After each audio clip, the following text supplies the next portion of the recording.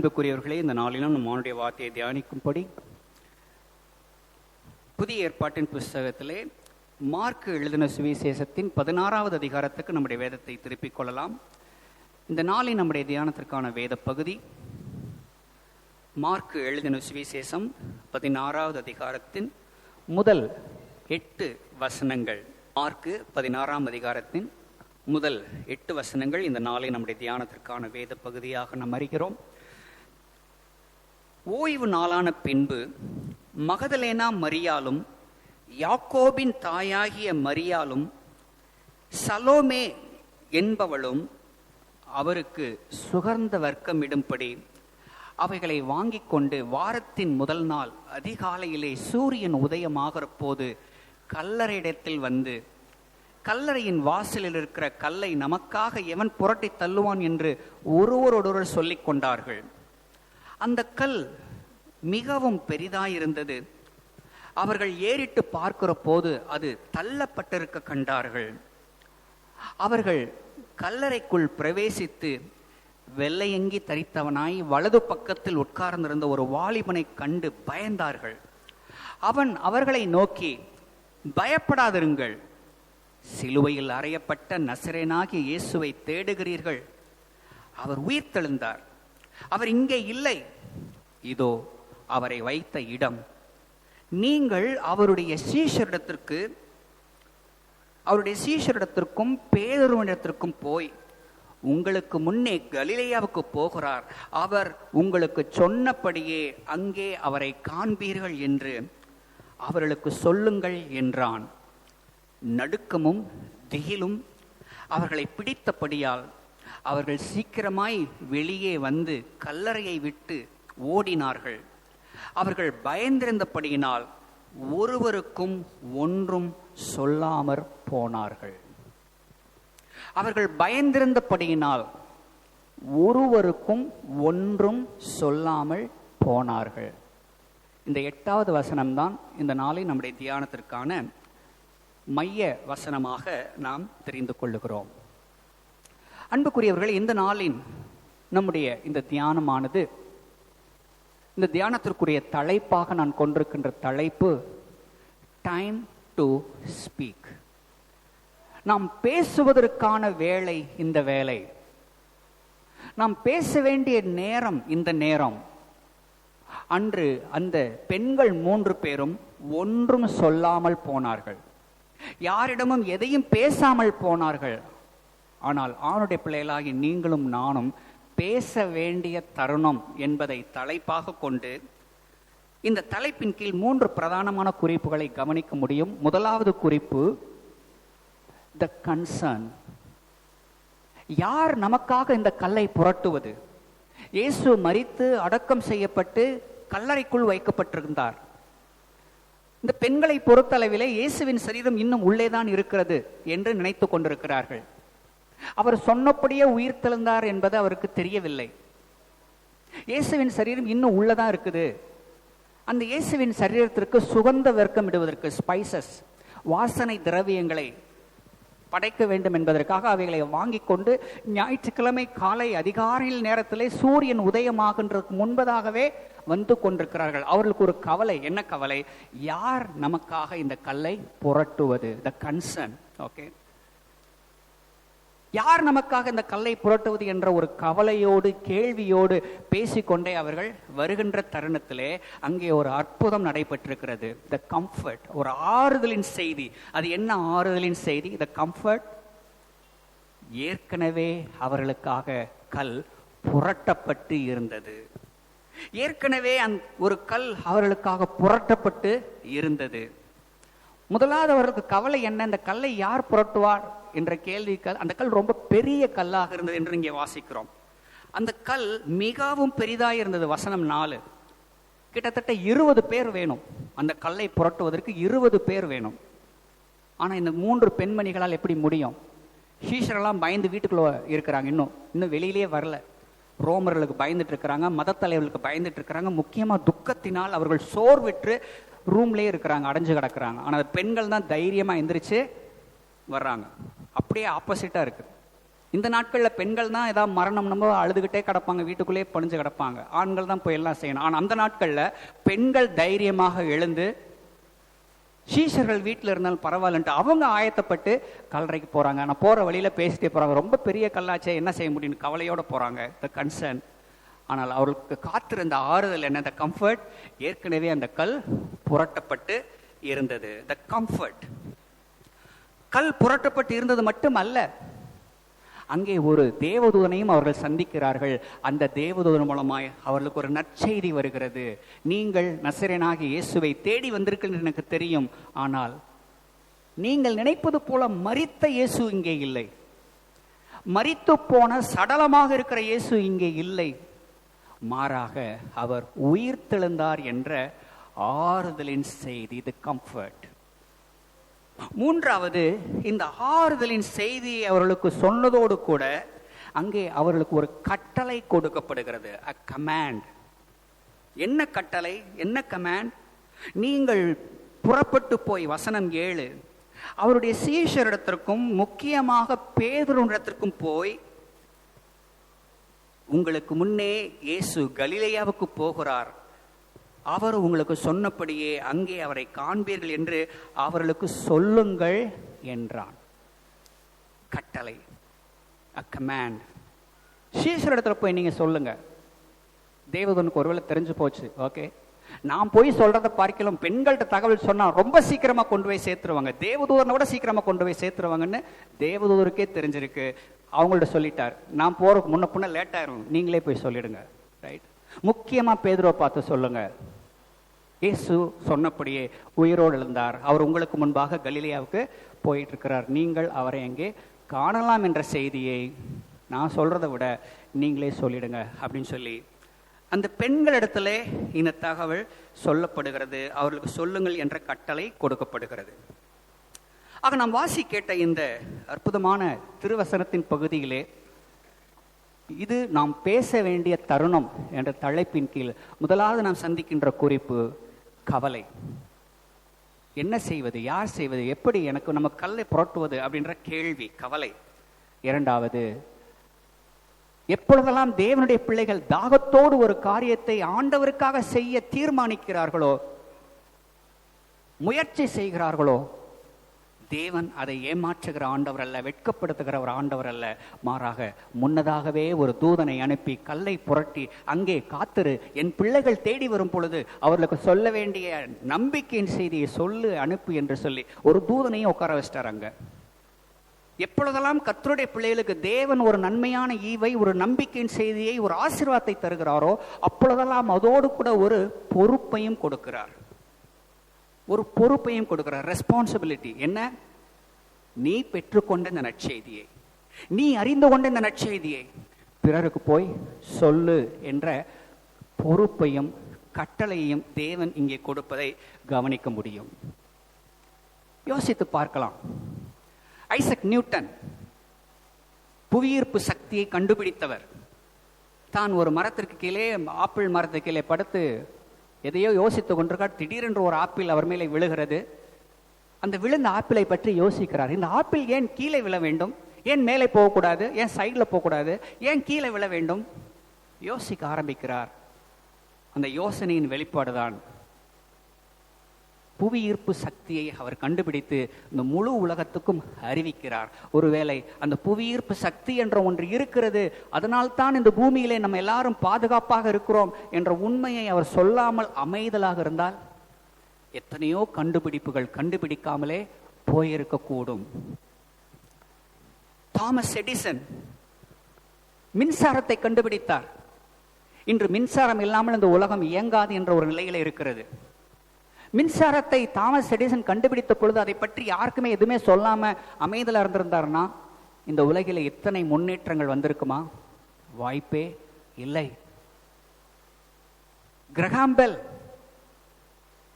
தொலைபேசியை கண்டுபிடித்தார், டெலபோன்.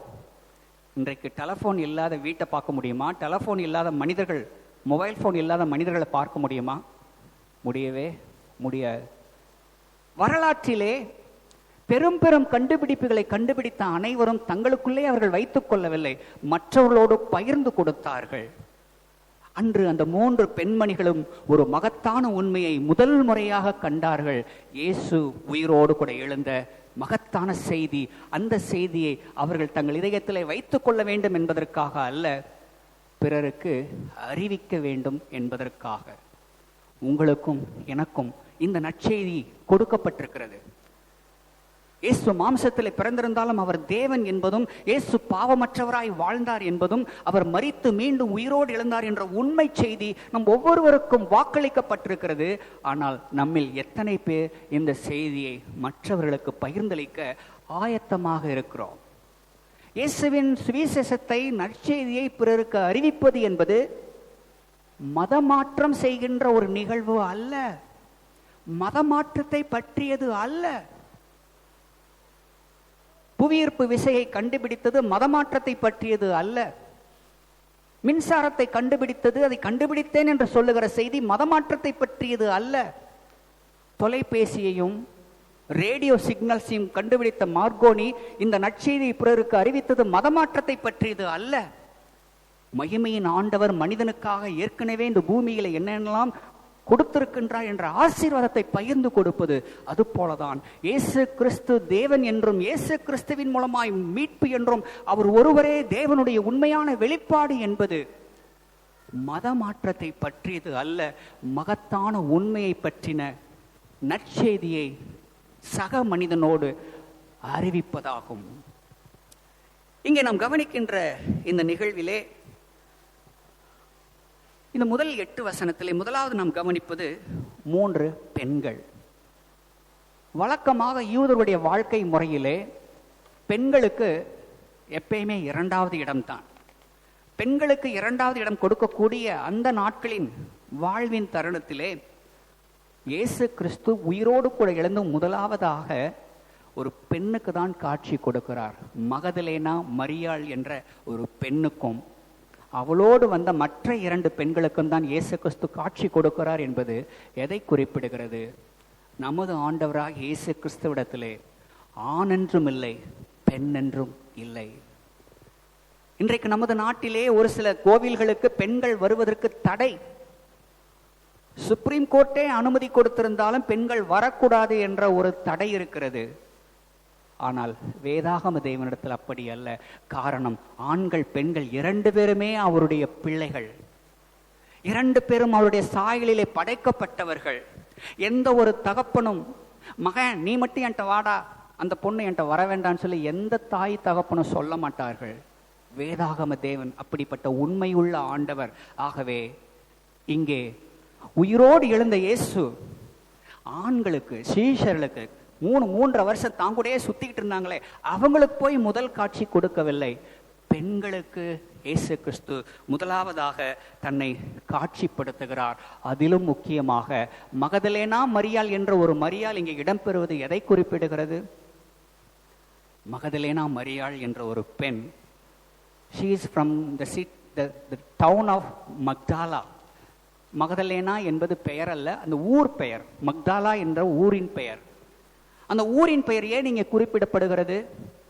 அந்த மக்தாலா என்ற ஊர் கிட்டத்தட்ட பாம்பேல இருக்கக்கூடிய ரெட் லைட் ஏரியா மாதிரி அன்றைக்கு உள்ள நாட்கள்ல. அப்படிப்பட்ட ஊரின் பின்னணியிலிருந்து வந்த பெண்மணி. அப்படிப்பட்ட பெண்மணிக்கு யாரும் மரியாதை கொடுக்க மாட்டாங்க. இன்னும் சொல்ல போனா இந்த மகதலேனா மரியாதை இயேசு கிறிஸ்து 7 பிசாசின் ஆவிகளை விரட்டி இருந்தார். ஆக இயேசு இந்த உலகத்திலே உயிரோடு எழுந்த பொழுது மகதலேனா மரியாள் என்ற ஒரு பெண்ணுக்கு காட்சி கொடுக்கிறாள். அவளும் அந்த பெண்மணி இந்த உலகத்தின் பார்வையிலே தீண்டத்தகாதவள், துச்சமாய் எண்ணப்படக்கூடியவள், பாவியான பெண்ணாக பார்க்கக்கூடியவர்கள், பிசாசினால் பிடிக்கப்பட்ட பெண் என்ற பெயரை பெற்ற அப்படிப்பட்ட பெண்ணுக்கு இயேசு தன் முதல் காட்சியை கொடுப்பதன் மூலமாய் இந்த வேதாகம தேவனை போல உலகத்திலே நீங்கள் யாரையும் கேள்வி கூட பண்ண முடியாது. அத்தனை இரக்கமும், அத்தனை தயவும், அத்தனை உருக்கமுமான அற்புதமான ஆண்டவர் இயேசு கிறிஸ்து.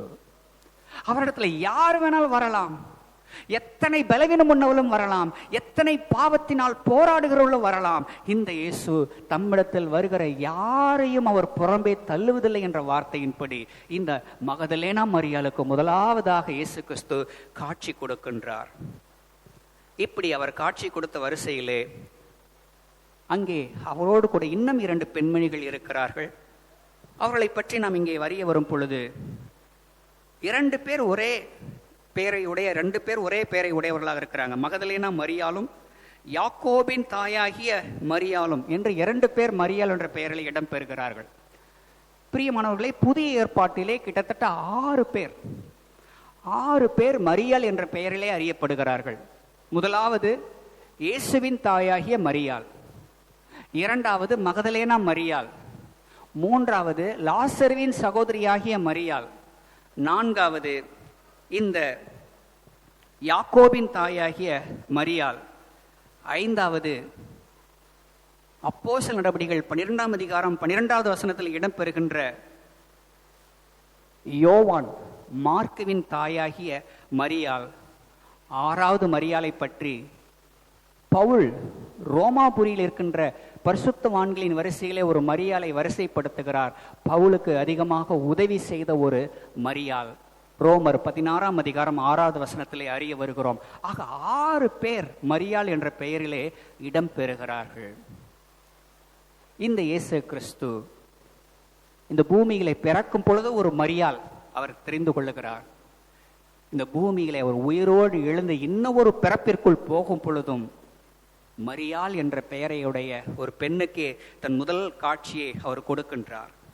இந்த பெண்களுக்கெல்லாம் ஒரு கவலை இருக்கிறது. என்ன கவலை? யார் நமக்காக இந்த கல்லை புரட்டுவது? யார் நமக்காக இந்த கல்லை புரட்டுவது? முதலாவது கவலை, இது முதல் பெரிய கல். கிட்டத்தட்ட 20 பேர் இருந்தால் தான் அந்த கல்லை புரட்ட முடியும். யாரும் இல்லையே. அவர்களுக்கு நன்றாக தெரியும். மத்தேயு 27ஆம் அதிகாரம் 65, 66 வசனத்தில் வாசிக்கும் பொழுது அந்த கல்லறைக்கு காவல் போடப்பட்டிருந்தது.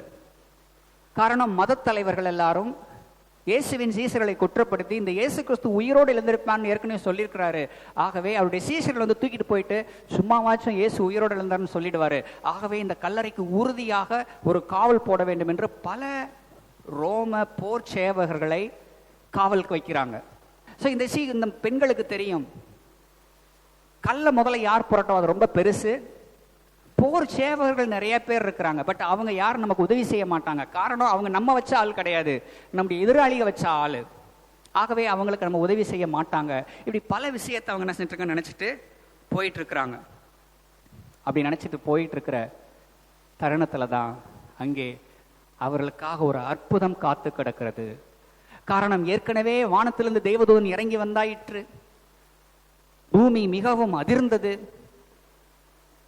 தேவதூதன் இறங்கி வந்தான், கல்லை புரட்டி இருக்கின்றான். புரட்டினவன் அங்கே உள்ளே இருக்கின்றான். உள்ளே இருக்கின்ற தேவதூதன் இந்த ஸ்திரீகளை பார்த்து, நீங்கள் எதற்காக வந்தீர்கள் என்று எனக்கு தெரியும். நீங்கள் தேடுகிற இயேசு மரித்தவராய் இங்கே இல்லை, அவர் உயிரோடு கூட எழுந்தார். நீங்கள் இந்த செய்தியை புறப்பட்டு போய் சீஷர்களுக்கு அறிவியுங்கள் என்று சொல்லுகிறார். இப்பொழுது அவர்களுக்கு இன்னொரு கவலை. சந்தோஷமான செய்தி, இயேசு உயிரோடு எழுந்தார். ஆனால் இப்பொழுது அவர்களுக்கு பயம் வருகிறது, நடுக்கம் வருகிறது. ஏன் இந்த பயமும் நடுக்கம் அவர்களுக்கு வர வேண்டும்? சந்தோஷத்துக்கு பதிலாக, மகிழ்ச்சிக்கு பதிலாக, இயேசு உயிர்த்தெழுந்தார் என்ற சந்தோஷத்திற்கு பதிலாக அவர்களோ பயத்தினாலும் நடுக்கத்தினாலும் திகிலினாலும் நிறைந்தபடியால் அவர்கள் சீக்கிரமாய் வெளியே வந்து கல்லறையை விட்டு ஓடினார்கள். அவர்கள் பயந்திருந்தபடினால் ஒருவருக்கும் ஒன்றும் சொல்லாமற் போனார்கள். ஏன் அவங்களுக்கு பயம் வரணும்? ஏன் அவங்களுக்கு திகில் வரணும்? ஏன் யாருக்குமே எதுவுமே சொல்லாம போகணும்? அப்படின்ற கேள்விக்கு பதிலை நாம் காண முயற்சி செய்யும் பொழுது, இயேசு கிறிஸ்து வாழ்ந்த அந்த காலகட்டத்திலே பெண்களுடைய சாட்சியை அதிகமாக அன்றைக்கு அவர்கள் ஏற்றுக்கொள்ளாதிருந்த ஒரு காலகட்டம். பெண்களுடைய சாட்சிக்கு முக்கியத்துவம் கொடுக்காத ஒரு காலகட்டம். உதாரணமாக 1 கொரிந்தியர் 15ஆம் அதிகாரத்திலே அப்போஸ்தலனாகிய பவுல் 3 முதல் 8 வரை இயேசு உயிர்த்தெழுந்த நிகழ்வை விவரித்து யாருக்கெல்லாம் அவர் காட்சி கொடுத்தார் என்று ஒரு பெரிய பட்டியலிடுவார். அந்த பட்டியல்ல பெண்களை சேர்த்திருக்க மாட்டார். நீங்க அப்புறமா வீட்டுக்கு போய் வாசிங்க. இந்த 3 பெண்களின் பெயர்கள் அங்கே இடம்பெறார். இயேசு உயிர்த்தெழுந்த பின்பு தம்முடைய சீஷர்களுக்கு காட்சி கொடுத்தார், கேபாவுக்கு காட்சி கொடுத்தார், ஒரு முறை 500 பேருக்கும் அதிகமான பேருக்கு காட்சி கொடுத்தார். அப்படின்னு தான் வரிசைப்படுத்தியிருப்பாரே ஒழிய பெண்களுக்கு அவர் முதலாவதாக காட்சி கொடுத்தார் என்ற குறிப்பை அவர் அங்கே குறிப்பிடவில்லை. அது தவறு அல்ல. மாறாக அவர் வாழ்ந்த காலகட்டத்திலே பெண்கள் ஒரு பார்த்துட்டு நாங்க இதை பார்த்தோம் அப்படின்னு சொன்னா, நீ வாய் மூடு, நீ சொல்றதெல்லாம் நான் கேட்க முடியாது அப்படி என்று சொல்லக்கூடிய காலகட்டம் தான் அந்த முதல் நூற்றாண்டு. பட் இந்த நூற்றாண்டு நம்ம எல்லாம் வாழ்றதுக்கு முக்கியமா பெண்கள் நீங்கள் இருப்பதுக்கு ரொம்ப சந்தோஷப்படணும். இன்னைக்கு பெண்கள் சொல்றதுதான் சாட்சி. ஆண்கள் என்ன சொன்னாலும் தலையில நின்று சொன்னாலும் நோ நோ நோ நீ வாய் மூடு, நீ சொல்லுமா அப்படின்ற ஒரு காலகட்டம் ஆயிடுச்சு. சார் பெண்கள் இந்த காலகட்டத்தை நினைத்து, இந்த மாற்றத்தை நினைத்து நீங்க சந்தோஷப்படணும். ஓகே, ஸோ இயேசு வாழ்ந்த இந்த காலகட்டத்திலே பெண்களுக்கு முதலிடமோ முக்கியத்துவமோ அவருடைய சாட்சியோ எடுப்படவில்லை. அவர்களுக்கு ஒரே கவலை, நம்ம போய் இந்த செய்தியை சொன்னா யார் நம்புவா? நம்ம போய் இந்த செய்தியை சொன்னா ஓ நீ வாயை மூடி, நீ சொல்ற நம்ப மாட்டேன்ல சொல்லுவாங்க. அதே போல நடந்துச்சு. இதே 16ஆம் அதிகாரத்திலே 14வது வசனத்துல வாசியுங்க. இயேசு கிறிஸ்து தம்முடைய சீஷர்களுக்கு காட்சி கொடுக்கிறார். காட்சி கொடுத்த பொழுது அவங்கள பாராட்டல. என்ன செஞ்சாருன்னு வாசிக்கிறோம் 14வது வசனத்துல. அதன் பின்பு 11 போஜனம் பந்தி இருக்கையில் அவர்களுக்கு அவர் தரிசனமாகி உயிர்த்தெழுந்த தம்மை கண்டவர்களை அவர்கள் நம்பாமற் போனது நிமித்தம் அவருடைய அவிசுவாசத்தை குறித்தும் இருதய கடினத்தை குறித்தும் அவர்களை கடிந்து கொண்டார். பாத்தீங்களா, சீஷர்கள் ஒன்னும் இயேசுவோட தான் இருந்தாங்கன்றக்காக இயேசுவை போல எல்லா நிலையிலும் கிடையாது.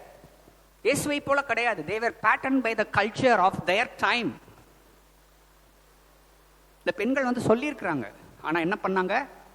சீஷர்கள் அதை நம்பவில்லை. ஆண்டவர் அதை கடிந்து கொண்டார் என்று நாம் வாசிக்கின்றோம். இயேசு கிறிஸ்து அவர்களை கடிந்து கொண்டார். பெண்கள் கொண்டு வந்த செய்தியை ஏன் நீங்கள் நம்பவில்லை என்று சொல்லி இயேசு அவர்களை கடிந்து கொண்டதை நாம் பார்க்கிறோம். இந்த பெண்கள் தேவதூதன் தனக்கு என்ன சொன்னானோ சொன்னதை அவர்கள் நிறைவேற்றினார்கள். நம்பினாலும் சரி நம்பலனாலும் சரி அவர்கள் சொல்ல வேண்டியதை சொல்லிவிட்டார்கள். பிரியமானவர்களே, நம்முடைய நடைமுறை வாழ்விலும் கூட பல நேரத்தில் சுவிசேஷத்தை, நற்செய்தியை நான்லாம் சொன்னா நம்புவாங்களா? அதை பத்தி உனக்கு கவலை வேண்டாம். அவங்க நம்புனாங்க நம்பல, அது ஓ வேலை கிடையாது. நீ சொல்ல வேண்டியது ஓ வேலை. ஓகே, அறிவிக்க வேண்டியது ஓ வேலை. ஓ வேலை நீ செய்ய, மற்ற வேலையை ஆண்டவர் பார்த்துக்குவார். அன்றைக்கு அந்த சீஷர்கள் சொன்னதுக்கப்புறம் நம்பல, ஆண்டவர் சும்மா விட்டாரா? கடிந்து கொள்ளல, போய் திட்டல, அவனுடைய மனக்கடினத்தை குறித்து அவங்களுக்கு திட்டல இயேசு. அது அவருடைய வேலை, அவர் பார்த்துக்கிறட்டும். சுவிசேஷம் அறிவிப்பது என்பது மதமாற்றத்தை பற்றியது அல்ல. ஒரு நற்செய்தியை சக மனிதனோடும் உறவினரோடும் நண்பரோடும் பகிர்ந்து கொள்வது என்ன? நாம் இந்த உலகத்திலே வந்தது தற்செயலாய் அல்ல. நம்மை படைத்த ஒரு உன்னதமான தேவன். ஒவ்வொரு மனிதனும் தேவனுடைய சாயலில் படைக்கப்பட்டவன். தேவனுடைய சாயலில் படைக்கப்பட்ட அவன் தன் உலக ஓட்டத்தை ஓடி முடிக்கும் பொழுது அவன் தேவனிடத்தில் போய் சேருவதே மனிதனை குறித்த பிரதானமான நோக்கம். அந்த நோக்கம் நிறைவேறுவதற்கு ஒரே வழி இயேசுவே என்ற நற்செய்தியை பிறருக்கு அறிவிப்பது. கவலையோடு வந்த அந்த பெண்மணிகளுக்கு இங்கே ஒரு ஆறுதலின் செய்தி காத்திருக்கிறது. என்ன ஆறுதலின் செய்தி? த கம்ஃபர்ட். என்ன ஆறுதலின் செய்தி? கல் புரட்டப்பட்டு இருந்தது. கல் ஏற்கனவே புரட்டப்பட்டு இருந்தது. புரட்டப்பட்டு இருந்த அந்த கல்லறைக்குள் ஒரு தேவதூதனும் இருக்கிறான். அந்த கல்லறை எம்டியா தான் இருக்குது. இயேசுவின் சரீரம் அங்கே இல்லை. ஆனால் இயேசுவின் பிரதிநிதி அங்கே உள்ளே உட்கார்ந்து கொண்டிருக்கிறான். காரணம் ஆண்டவருக்கு தெரியும். அதிகாலமே எழுந்து என்னை தேடி சில பெண்கள் இந்த கல்லறைக்கு ஓடி வரும் பொழுது இந்த கல்லறை வெறுமனே இருந்தால் ஏமாந்து போவார்களே. ஆகவே ஒரு தேவதூதனை அங்கே நீ உட்கார்ந்துரு, அவங்க வந்துட்டு போற வரைக்கும் நீ அங்கதான் உட்கார்ந்து இருக்கணும்னு சொல்லிட்டு தேவன் தம் தூதனுக்கு கட்டளையிட்டு இருக்கிறார் என்பது. தேவனுடைய பிள்ளைகளாகி நாம் எப்பொழுதெல்லாம் தேவனை தேடி அவர் அண்டை வருகிறோமோ அப்பொழுதெல்லாம் தேவன் நம்மோடு பேசவும், நாம் ஏமாந்து போகாதபடிக்கு நமக்கு தேவையான செய்தியை நமது ஆண்டவர் கொடுக்கவும் அவர் போதுமானவராகவே இருக்கிறார். அவர் போதுமானவராகவே இருக்கிறார். இந்த பெண்கள் அந்த ஆலயத்துக்கு, அந்த கோவில், அந்த கல்லறைக்கு வராம வீட்டிலே இருப்பதுக்கு நிறைய நியாயமான காரணங்கள் அவங்களுக்கு இருக்குது. ஆஃப்டர் ஆல் நம்ம பெண்கள், நம்ம எதுக்கு போகணும்? வீட்டிலே இருந்திருக்கலாம். இது இன்னும் இருட்டாவே இருக்கு, இருட்டுக்குள்ள யார் போவா? வீட்டிலே இருந்திருக்கலாம். வாசனை திரவியங்கள்லாம் யாரும் வாங்கிட்டு போவா? அதெல்லாம் நம்ம வேலை கிடையாது, ஆண்கள் வேலை. பிள்ளைங்க வீட்டில் அழுகிறாங்க, அதை பார்ப்போம். நோ, எல்லாம் நியாயமான காரணம் தான். ஆனால் அவை எல்லாவற்றிலும் பிரதானமான காரியம் இயேசு கிறிஸ்துவை தேடுவது, இயேசு கிறிஸ்துவையும் திருச்சபையும் திருச்சபைக்கு அடுத்த காரியங்களை தேடுவது. முதலாவது தேவனுடைய ராஜ்யத்தையும் அவருடைய நீதியையும் தேடுங்கள், அப்பொழுது இவைகள் எல்லாம் உங்களுக்கு கூட கொடுக்கப்படும். அதைத்தான் அந்த பெண்கள் 3 பேர் செய்தார்கள். இயேசுவை தேடி அதிகாலமே தேடி வந்தார்கள். அவர்கள் வந்த நிலையிலே அவர்களுக்கு கல்லறை திறக்கப்பட்டிருந்தது, கல் திறக்கப்பட்டிருந்தது. நம்ம ஊர்ல கல்லறைகள்லாம் மண்ணு தோண்டி மண்ணுக்குள்ள போட்டு மூடிடுறோம், ரைட்? இந்து உறவினருடைய முறைப்படி நெருப்பில வைத்து எரித்து விடுகிறோம். எதுவுமே தப்பு, எல்லாமே ஓகே தான், ஃபைன். கட்டாயம் புதைச்சாதான் அப்படிலாம் ஒன்றும் கிடையாது. நெருப்புல எரிஞ்சாலும் கட்டாயம் இயேசு மீண்டும் வரும்பொழுது உயிரோடு கூட எழுந்திருப்போம், ரைட்? ஆரம்பகால கிறிஸ்தவர்கள் பல கிறிஸ்தவர்களை நெருப்பினால் எரித்துதான் கொலை செய்தார்கள். இயேசு உயிரோடு எழுந்தார் என்ற உண்மைக்காக நின்றவர்களை நெருப்பிலே வைத்து எரித்து கொலை செய்தார்கள். அவர்களாம் வராமல் போயிடுவாங்களா? அவங்கள வரத்தான் செய்வாங்க. ஆக நெருப்பினால் எரிப்பது தவறு அல்ல, அதுவும் ஒரு it's a mode, okay? So இந்த சீஷர்கள், இந்த பெண்கள் இயேசுவை தேடி வந்த நிலையிலே கல் அவர்களுக்காக திறக்கப்பட்டது. அந்த இயேசு வாழ்ந்த அந்த காலகட்டத்தில் பாறையை குடைஞ்சு குகையை குடைஞ்சு அதுக்குள்ளே போய் சரீரத்தை வைப்பது அவருடைய வழக்கம். அந்த வகையில் தான் இந்த கல் என்ன செய்யப்பட்டிருக்கு, திறக்கப்பட்டிருக்கிறது. கவனிக்க வேண்டும், இயேசுவுக்கு கல் திறந்ததுக்கு அப்புறம் தான் அவர் வெளியில வர வேண்டிய அவசியம் கிடையாது. அவரால் பூட்டின வீட்டுக்குள்ளேயும் ஈஸியா வர முடியும். அவருடைய மகிமையின் சரீரத்திலே அவரால் பூட்டின வீட்டுக்குள்ளேயும் உள்ள வர முடியும். அதே போல இயேசு இப்ப வர்றாருன்னு வச்சுக்குவோம், உதாரணமா கவனிக்கணும். இயேசு இப்ப வர்றாருன்னு வச்சுக்குவோம், நம்ம எல்லாம் அப்படியே ஒவ்வொரு டோர்லையும் போய் ஓடி போய் நம்ம வெளியில போகணும்னு அவசியமே கிடையாது. இப்படி இருந்தே நம்மளால மேல போக முடியும். காரணம், இயேசு வரும் பொழுது அவரை போலவே நம் மறுரூபமாக மாற்றப்படுவோம். நமது சரீரம் மறுரூப நிலையை அடையும். ஆகவே நம்மால் இந்த ரூஃப்குள்ள நுழைஞ்சு இப்படியே போக முடியும். எப்படி இயேசு கிறிஸ்து சீஷர்கள் கூடியிருந்த வீட்டுல பூட்டின வீட்டுக்குள்ள ஈஸியா திறக்காமலே வந்தாரோ அதே போல், ஓகே? இயேசு வெளியிலே வர்றதுக்கு உயிர் தெழுந்த பொழுது கல் திறக்கப்பட வேண்டிய அவசியம் இல்லை. இருப்பினும் தேடி வந்த பெண்களுக்கு தெரிய வேண்டும், உண்மையாகவே இயேசு தாம் சொன்னபடியே உயிரோடு எழுந்தார் என்கின்ற செய்தி. இஸ்லாமியர்களை பொறுத்தளவிலே இயேசு சிலுவையிலே மரிக்கவும் இல்லை, அவர் உயிர்த்தெழவும் இல்லை என்பது அவருடைய வாதம். அது எப்போ டெவலப் ஆனது? இயேசு கிறிஸ்து பிறந்து 6 நூற்றாண்டுகளுக்கு பின்பு. கவனிக்கணும், 6 நூற்றாண்டுகளுக்கு பின்பு தான் முகமது நபின்ற ஒருத்தர் வர்றாரு, இஸ்லாமியத்தை பரப்புகிறார். அப்பா அவர் பரப்பும் பொழுது யூதர்களையும் கிறிஸ்தவர்களையும் அட்ராக்ட் பண்ணி தன் மதத்திலே கொண்டு வருவதற்காக அவருடைய பல நம்பிக்கைகளை தான் எடுத்துக்கொண்டார், ஓகே? பல நம்பிக்கைகள் எடுத்துக்கொண்ட வகையில் யூதர்களோடு தன்னை உறவுபடுத்தி காமிக்கிறதுக்கு ஆபிரகாமின் வப்பாட்டி பையன் சொல்லி அவர் முகமது நபி அந்த வம்சத்தில் வர்றேன்னு சொல்லி அவர் தன்னை இணைத்துக் கொள்ளுகிறார். சினிமாவில் வடிவேல் சிலத்தில் நானும் அந்த வப்பாட்டிக்கு பிறந்த பையன் சொல்ற மாதிரி அசிங்கப்படுத்திக்கிறாங்க, தங்களை தாங்களே அசிங்கப்படுத்திக் கொள்கிறாங்க நம்முடைய இஸ்லாமிய சகோதரர்கள். அவர்கள் தங்களை வப்பாட்டியின் மகன் என்று அறியப்படுத்த வேண்டிய அவசியமே இல்லை. வாக்குத்தத்தம் பண்ணப்பட்ட சாராளின் பிள்ளைகளாகவே அவர்கள் தங்களை அறிவிக்க முடியும். எப்பொழுது? இயேசு கிறிஸ்துவின் மீது தங்கள் விசுவாசத்தை வைக்கும் பொழுது. இங்கே இந்த பெண்கள் இயேசு கிறிஸ்து, உயிர்த்தெழுந்த இயேசு கிறிஸ்துவை பார்க்கும்படி இங்கே வந்திருக்கிறார்கள். இஸ்லாமியர்களுக்கு பொறுத்தளவில் இயேசு சிலுவையில் மரிக்கவில்லை, கல்லறைக்குள் வைக்கப்படவில்லை, உயிர்த்தெழவில்லை என்பது அவருடைய வாதம். ஆனால் அது உண்மை அல்ல. இயேசு மரித்தார் என்பது 100% உண்மை. கல்லறையிலே வைக்கப்பட்டார் என்பது 100% உண்மை. அவர் உயிரோடு எழுந்தார் என்பது 100% உண்மை. அந்த வகையில் தான் நாம் நமது ஆராதனையின் ஆரம்பத்தில் அப்போஸ்தல விசுவாச பிரமாணத்தை அறிக்கை செய்தோம். அந்த அப்போஸ்தல விசுவாச பிரமாணம் 2வது நூற்றாண்டில் எழுதப்பட்ட விசுவாச பிரமாணம். அந்த விசுவாச பிரமாணத்திலே இயேசு கன்னி மரியாளத்தில் உட்பவித்து பிறந்தார் என்பதும், பொந்தியு பிலாத்துவின் காலத்தில் பாடுபட்டு சிலுவையில் அறையப்பட்டார் என்ற ரோம ஆளுநரின் பெயர் அங்கே இடம்பெறுகிறது. அந்த வரிசையிலே இயேசு மரித்து அடக்கம் பண்ணப்பட்டு பாதாளத்தில் இறங்கி 3ஆம் நாள் உயிரோடு எழுந்தார் என்ற செய்தியும் சேர்த்தே வரலாற்று குறிப்பிலே இடம்பெறுவது இயேசு கிறிஸ்து உண்மையாகவே மரித்தார் என்பதும் உயிரோடு எழுந்தார் என்பதையும் உறுதிப்படுத்துகின்ற வரலாற்று செய்தி.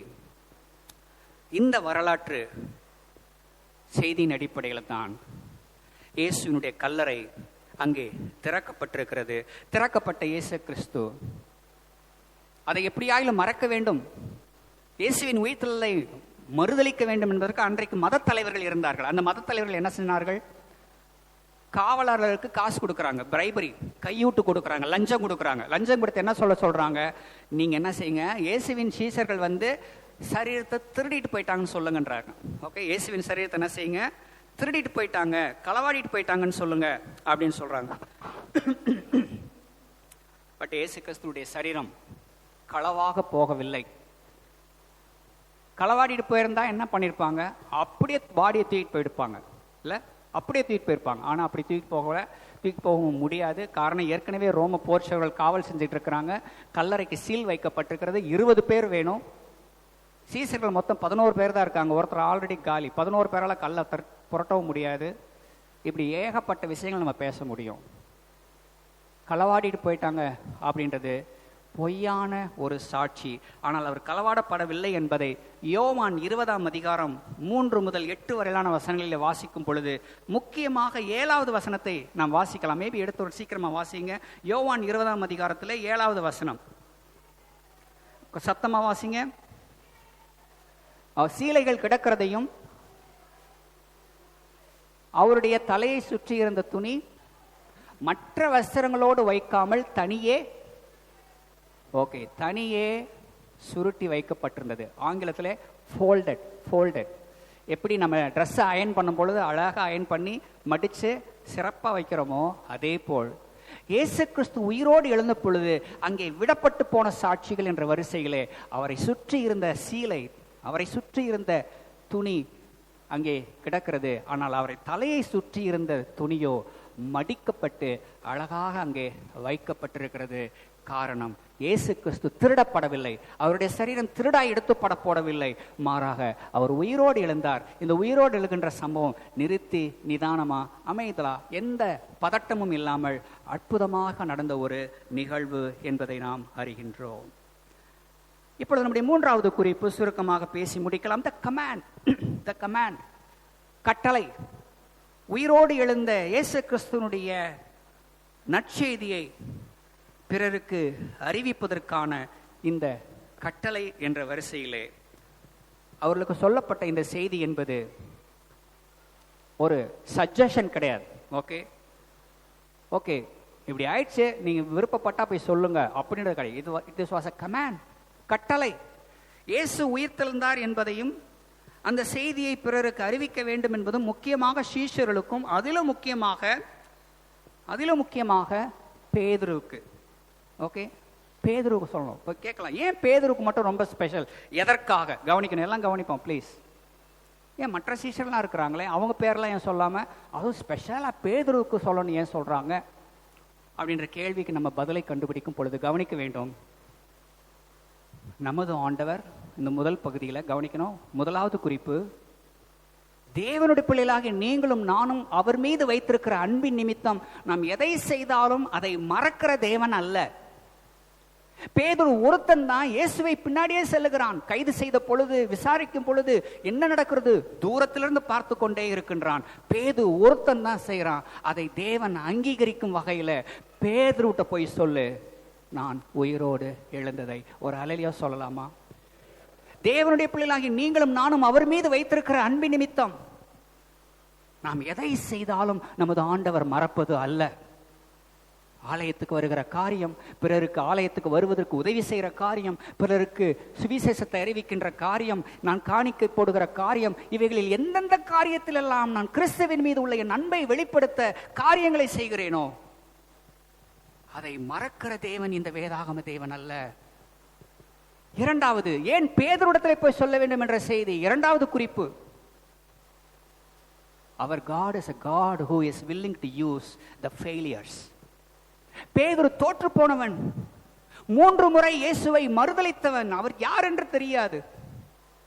இயேசு எனக்கு தெரியாது சத்தியம் பண்ணவும் சபிக்கவும் தொடங்கின பேதுரு. இந்த வேதாகம தேவன் தன்னை தெரியாது என்ற பேதுருவையை, சத்தியம் பண்ண பேதுருவையை, சபிக்க தொடங்கின பேதுருவையும் நேசிக்கின்ற ஆண்டவர் இந்த வேதாகம தேவன்.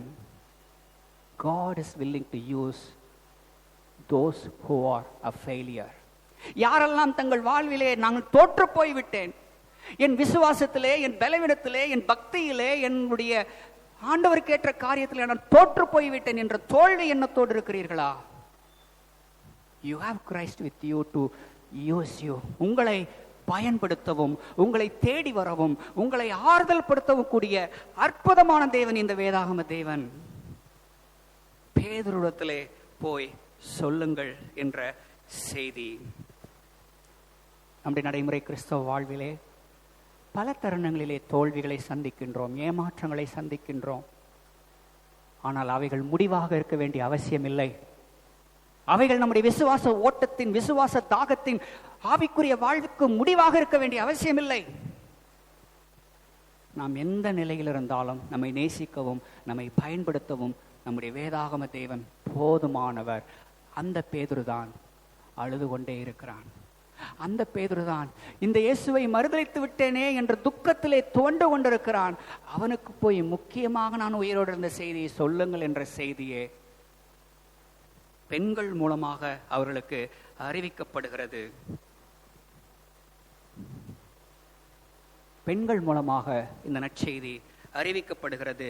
முடிவிலே இந்த நற்செய்தியை அறிவிக்கப்பட்ட இந்த நிலையிலே நாம் கவனிக்க வேண்டிய இன்னொரு முக்கியமான குறிப்பு, இந்த நற்செய்தியை அறிவிப்பதற்காக தேவன் பயன்படுத்தின அந்த பாத்திரங்கள் எப்படிப்பட்டவர்கள், அந்த பெண்கள் எப்படிப்பட்டவர்கள்? அவர்களும் ஒரு வகையிலே விசுவாச குறைவை உடையவர்களே. எப்படி? இயேசு நான் உயிரோடு எழுந்திருப்பேன் என்று சொல்லத மறந்தே போயிட்டாங்க. அவங்க தேடி வந்தது யார? செத்து போன சரீரத்தை தேடி வருகிறார்கள். அவர்களுக்கும் விசுவாசம் கிடையாது. தேடி வந்தார்கள் நல்ல விஷயம். ஆனால் எந்த இயேசுவை தேடி வந்தார்கள்? செத்து போயிருக்கிற சரீரத்தையோட இயேசுவை தேடி வர்றாங்க. இது அவருடைய விசுவாச குறைவு. இருப்பினும் தேவன் அவர்களையும் பயன்படுத்துகிறார் என்பது கவனிக்க வேண்டும். அன்புக்குரியவர்களே, நம்முடைய நடைமுறை வாழ்விலே நமக்கு நிறைய பலவீனம், பிரச்சனை, சாட்சியில அப்படி இப்படின்னு இருக்க நிலை எத்தனை வேணா இருக்கலாம். ஆனால் நன்றாக புரிந்து கொள்ளுங்கள், நமது ஆண்டவர் நம் ஒவ்வொருவரையும் பயன்படுத்த அவர் போதுமானவர். நம் ஒவ்வொருடைய வார்த்தைகளின் மூலமாய் நம்முடைய முயற்சிகளை ஆசீர்வதித்து அநேகரை அவரண்டை கொண்டு வருவதற்கு இயேசு கிறிஸ்து போதுமானவர். தேவதூதன் இந்த பெண்களை பார்த்து சொல்லவில்லை, அவிசுவாசிகளே எதுக்கு வந்தீங்க கல்லறைக்கு? அவிசுவாசிகளே, உங்களுக்கு அறிவில்லை? இயேசு என்ன சொன்னார் உயிரோடு இருக்கும்போது? நான் உயிரோடு எழுந்திருப்பேன்னு சொன்னாரே, எதுக்காக கல்லறைக்கு வந்தீங்க? நோ, அப்படி கேட்கவில்லை. நீங்கள் இயேசுவை தேடி வந்தீர்கள் என்று நான் அறிவேன். அவர் இங்கே இல்லை. நீங்கள் தேடுகிறவரமாய் செத்து போனவராக அவர் இல்லை. அவர் தாம் சொன்னபடியே உயிரோடு இருந்தார். இந்த செய்தியை போய் பிறருக்கு சொல்லுங்கள் என்று சொல்லுகின்ற வகையிலே பல நேரத்தில் நமக்கு கூடிய சந்தேகம், நான்லாம் சுவிசேஷம் சொன்னா நம்புவாங்களா? நோ, அப்படி அல்ல. சொல்லுகின்ற நீ முக்கியம் கிடையாது. சொல்லுகின்ற நீ முக்கியம் கிடையாது. சொல்லப்படுகிற செய்தியின் சாரம் தான் முக்கியம். இயேசு கிறிஸ்து, இயேசு கிறிஸ்து. பெண்கள் இங்கே பயன்படுத்தப்படுகிறார்கள். பெண்கள் பயன்படுத்தப்படுகிறார்கள். பெண்களுக்கு இந்த செய்தி கொடுக்கப்படுகிறது, இந்த மகத்தான செய்தி கொடுக்கப்படுகிறது, உன்னதமான செய்தி கொடுக்கப்படுகிறது. இயேசு உயிரோடு எழுந்தார். அவர் பிறந்தார் என்ற செய்தியை கவனிக்கணும். பிறந்தார் என்ற செய்தியை தேவதூதன் தான் போய் மற்றவர்கள் சொல்லுகிறார். இப்பொழுது உயிர்த்தார் என்ற செய்தியை தேவதூதன் பெண்களிடத்தில் சொல்லி நீங்க போய் சொல்லுங்க அப்படின்னு சொல்லுகிறார். கவனிக்கணும். தேவதூதர்களுக்கும் கொடுக்கப்படாத பாக்கியம், தேவதூதர்களுக்கும் கொடுக்கப்படாத வாய்ப்பு மனிதர்களாகிய நமக்கு கொடுக்கப்பட்டிருக்கிறது. பிறருக்கு சுவிசேஷத்தை அறிவிப்பது. அவங்க வசதியானவங்களாச்சே, நல்ல கோடீஸ்வரராச்சே, உயர்ந்த அதிகாரத்தில் இருக்கிறாங்களே, வைராக்கியமான இந்துவா இருக்கிறாங்களே, இவங்களுக்கெல்லாம் சொன்னா நம்புவாங்களா? நான்லாம் சொன்னா நம்புவாங்களா? நோ, அப்படி அல்ல. இது உங்களை பற்றியது அல்ல. நீங்கள் சொல்லுகின்ற சாரத்தின் இயேசு கிறிஸ்துவை பற்றிய செய்தி. ஆகவே யாருக்கும் இவரை பற்றி சொல்லுங்கள். மகதலேனா மரியாள் போன்ற ஒரு பாவம் நிறைந்த நகரத்திலிருந்து வந்த பெண்ணுக்கு இந்த நற்செய்தி கொடுக்கப்படுமையானால், மகதலேனா மரியாள் போன்ற ஒரு பெண்ணிடத்தில் 7 பிசாசுகளின் ஆவியை துரத்தப்பட்ட ஒரு பெண்ணை ஆண்டவரால் பயன்படுத்த முடியுமானால், உங்களையும் என்னையும் பயன்படுத்துவது நம் ஆண்டவருக்கு எத்தனை லேசான காரியம். ஒரு அல்லேலூயா சொல்லலாமே. பெண்கள் தேவனால் இங்கே பயன்படுத்தப்படுகிறார்கள். பெண்களிடத்திலே இந்த நற்செய்தி கொடுக்கப்படுகிறது. அதை தொடர்ந்து பின்பு வருகின்ற வசனங்களிலே பார்க்கும் பொழுது அந்த பெண்கள் போய் சீஷரிடத்திலே நற்செய்தியை அறிவிக்கிறார்கள். சீஷர்கள் அந்த நற்செய்தியை நம்பவில்லை. நம்பாத அவர்களை பார்த்து இயேசு கிறிஸ்து அவர்களை கடிந்து கொள்ளுகிறான். இயேசு கிறிஸ்து அவர்களை கண்டித்து தான் உயிரோடு இருப்பதை மீண்டும் அவர்களுக்கு உறுதிப்படுத்தி முடிவிலே இந்த பெண்களையும் சீஷரையும் அனைவரையும் சேர்த்து நீங்கள் உலகமெங்கும் போய் சர்வ சிருஷ்டிக்கும் என் சுவிசேஷத்தை பிரசங்கியுங்கள் என்று கூறுகிறார். உலகமெங்கும் போய் சர்வ சிருஷ்டியும். காரணம், உலகத்தில் இருக்கிற அனைவருமே ஒரே ஆதாம் ஏவாளின் பிள்ளைகள் தான். உலகத்தில் இருக்கிற அனைவருமே ஆண்டவர் படைத்த முதல் பெற்றோர்கள் ஆதாம் ஏவாளின் பிள்ளைகள் தான். மனிதன் ஒருவன் மட்டுமே தேவனுடைய சாயலும் அவருடைய ரூபத்தின்படி படைக்கப்பட்டவன், வேற யாருமே கிடையாது. அறிவியல் சொல்வது போல் மனிதன் குரங்கிலிருந்து வந்தவன் அல்ல. இந்த வேதாகம தேவனால் மகத்துவமாக படைக்கப்பட்ட மனிதன். ஆகவேதான் மனிதன் எல்லா இடங்களையும் கடவுளை தேடுற ஒரு நிலையில தான் இருப்பான். எதவாலும் ஒண்ணு கும்பிடுற நிலையில தான் மனுஷனை பார்க்க முடியும். ஒரே ஒரு % தான் இந்த உலகத்துல ஏத்தியிஸ்ட் இருக்கிறாங்க, கடவுள் நம்பிக்கை அற்றவர்கள். அவர்கள் கூட இருப்பதற்கு என்ன காரணம்? கடவுள் இருக்கிறார் என்று சொல்லக்கூடியவன் சொல்லுகிற விஷயங்கள், கடவுள் இருக்கிறார் என்று சொல்லுகிறவன் செய்யக்கூடிய விஷயங்கள் உண்மையாகவே கடவுள் இருக்கிறார் என்பதை போல இல்லை என்பதனால்தான் 1% மக்கள் எப்படி இருக்கிறாங்க? கடவுள் இல்லடா அப்படின்னு சொல்றாங்க. கடவுள் இல்லை என்று சொல்கிறவர்கள் கடவுள் இல்லை என்பதனால் சொல்லவில்லை, கடவுள் இருக்கிறார் என்று சொல்லுகிறவர்கள் அதற்கேற்ப வாழ்வதில்லை. ஆகவே அவர்கள் கடவுள் இல்லை என்று சொல்லக்கூடியவர்களாய் இருக்கும்படி தள்ளப்படுகிறார்கள்.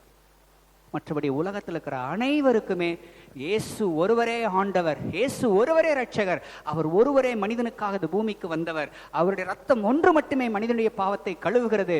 அவர் ஒருவர் மட்டுமே மனிதனை எந்த விதமான வித்தியாசம் இல்லாமல் அங்கீகரிக்கிறவர். அவர் ஒருவர் மட்டுமே மனிதன் எந்த நிலையில் இருந்தாலும் ஏற்றுக்கொள்ளக்கூடிய இரக்கமுடையவர் என்ற மாபெரும் நற்செய்தியை நமக்கு அறிய தருகிறது. இதை விளக்குவதற்காக தான் இயேசு சிலுவையிலே மரித்த பொழுது வலப்பக்க ஒரு கல்வன், இடப்பக்க ஒரு கல்வன், 2 பேருமே குற்றவாளிகள், 2 பேருமே மரண தண்டனைக்கு பாத்திரமானவர்கள். ஆனால் வலப்பக்கம் கல்வனுக்கு ஆண்டவரே என்னை நினைத்தருளும் என்று சொன்ன அவனுக்கு இன்றைக்கு என்னோடு கூட பரதேசியில் இருப்பாய் என்ற அனந்த பாக்கியம் கொடுக்கப்பட்டது. அந்த அற்புதமான தேவன் உங்களுக்கும் எனக்கும் உயிர்த்தெழுந்த இந்த ஆண்டவராக இயேசுவோடு கூட வாழக்கூடிய பாக்கியத்தை உறுதி செய்திருக்கிற நிலையிலே, நாம் மட்டும் போகின்ற நிலையிலே அல்ல, நம்முடைய பிள்ளைகள், நம் உறவினர்கள், பெற்றோர்கள், நண்பர்கள் அனைவருமே சேர்ந்து இந்த நித்திய ஜீவனுக்கு பாத்திரவான்களாய் மாற தேவன் நமக்கு உதவி செய்யட்டும். இந்த நல்ல காரியம் எப்படி கைகூடி வரும்? நாம் பேசாது இருந்தால் நடக்காது, பேச வேண்டும். அன்றைக்கு அவர்கள் அமைதலாக போனார்கள், யாருக்கும் ஒன்றும் சொல்லவில்லை. காரணம், அவர்கள் பயந்திருந்தார்கள். ஆனால் இப்பொழுது நாம் பயப்பட வேண்டிய அவசியம் இல்லை. ஏன் பயப்படணும்? யாரை பார்த்தும் எதற்காகவும் பயப்படணும் அவசியம் இல்லை. நம்மை கொலையே செய்தா கூட ஏசு ஆண்டவர் என்ன சொல்லிக்கிறார்? மாம்சத்தை மட்டும் அழிக்க வல்லவர்களுக்கு பயப்படாதிருங்கள். மாம்சத்தோடே உங்களுடைய ஆத்மாவையும் நரகத்திலே தள்ளி அழிக்க வல்லவருக்கே பயப்படுங்கள். நீ பயப்படணும்னா ஆண்டவருக்கு ஒருத்தருக்கு தான் பயப்படணும், மனிதனுக்கு நீ பயப்படாத. சுவிசேஷத்தை தைரியமாய் போய் சொல், சுவிசேஷத்தை தைரியமாய் அறிவி. இதை குறித்து நீ வெட்கப்படுவதற்கு ஒன்றுமே இல்லை. இன்று நீ பேசாதிருந்தால் தேவனுடைய பிள்ளைகளுக்கு ரட்சிப்பு வேறு எவ்விதத்தில் இருந்தாலும் வரும். ஆனால் நம்முடைய ஜபமும் விண்ணப்பமும், ஆண்டவரே என் வீட்டுக்கு ரட்சிப்பு என் மூலமாக வரட்டும். அன்றைக்கு சகையனுடைய வீட்டுக்கு ரட்சிப்பு அவன் மூலமாக வந்ததல்லவா? அதே போல் என் வீட்டின் ரட்சிப்பு என் மூலமாய் வரட்டும், என் ஊருக்கு ரட்சிப்பு என் மூலமாய் வரட்டும். என்னை பயன்படுத்தும், நீர் என்னை பயன்படுத்த கூடாது இருக்கின்ற எந்த கல்லையும் என்னிடத்திலிருந்து எடுத்து போடும் என்பது நம்முடைய விண்ணப்பமாக ஜபமாக இருப்பதினால் தேவன் நமக்கு உதவி செய்வாராக. ஆமேன்.